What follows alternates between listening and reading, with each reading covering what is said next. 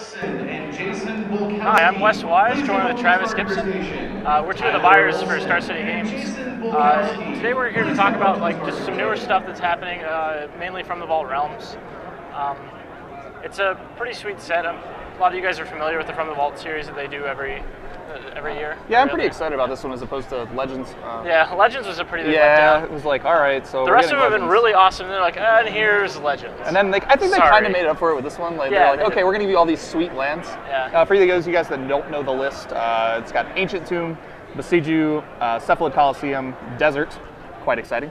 Dryad Arbor, Forbidden Orchard, Glacial Chasm, Grove of the Burnwells, High Market, Maze of Ith, Murmuring Boss, Shivan Gorge, Urborg, Tomb of Yawgmoth, Vesuva, and Windbrisk Heights.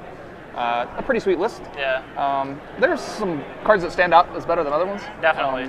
Maze being like the biggest one. Yeah, of course. Everyone's super excited about Maze of Ith. Ancient Tomb, I was really happy to see Ancient Tomb. That one's it's just sweet to have a foil. And the funny thing is, it's not one of the most expensive cards normally in the set, but since it's the only time the card has been printed in foil, they're like $25 or $30. It's kind of ridiculous. Yeah. Urborg was kind of neat to see just because the foil one's already so ridiculously expensive. That's now you have a much more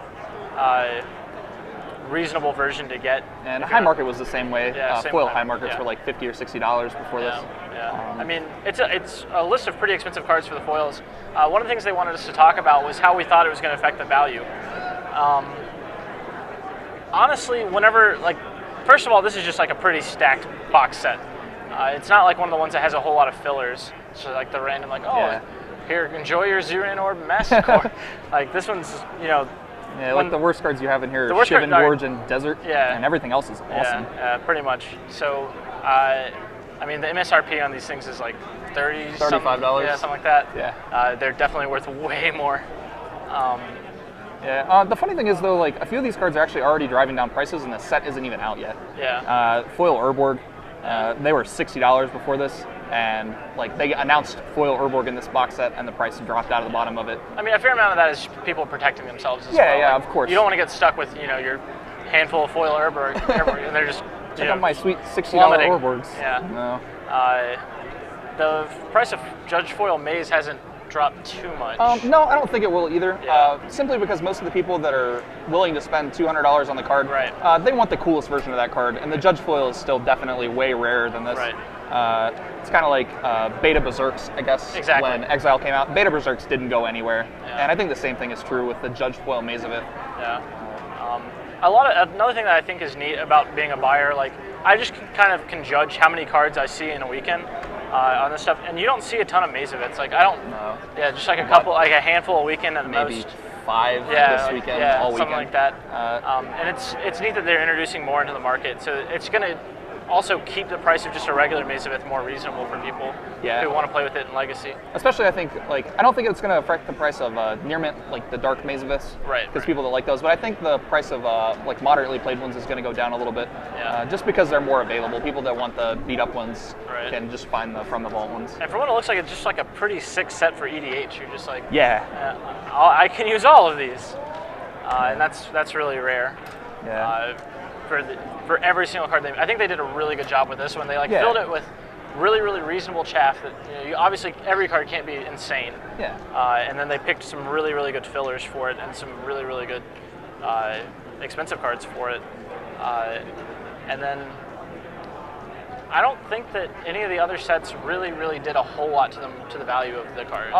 No, not really. I think Mox Diamond dropped a little bit. But I think that was partially because lands got worse. Yeah, that's true. Mox Diamond was at the heyday of lands whenever that set came out. That's true. But other cards the Judge Foil Soul Ring didn't change a whole lot. No, it didn't go down.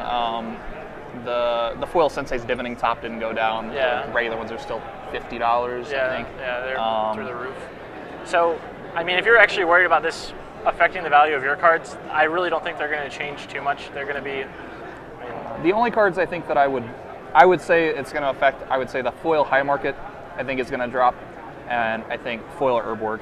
And maybe Foil Vesuva. I haven't really looked at the numbers on those yet, but those are the only 3 that I see really having any effect on. And plus, the majority of the people just want the original foil. Yeah. It just looks sweet. Yeah, if you just want to foil out your deck, everybody wants the the cool original one as opposed to the new border and new art and stuff like that. Other than that, it's been a pretty exciting weekend so far with Legacy. Yeah, it's been great. It's been really busy this weekend. I know a guy who won a Legacy tournament recently. Won Travis Gibson. Yeah, I get to play once in a while. Yeah. As far as I mean, I'm pretty excited to see a few of these cards in the set. I was really excited to see Maze, obviously. Yeah.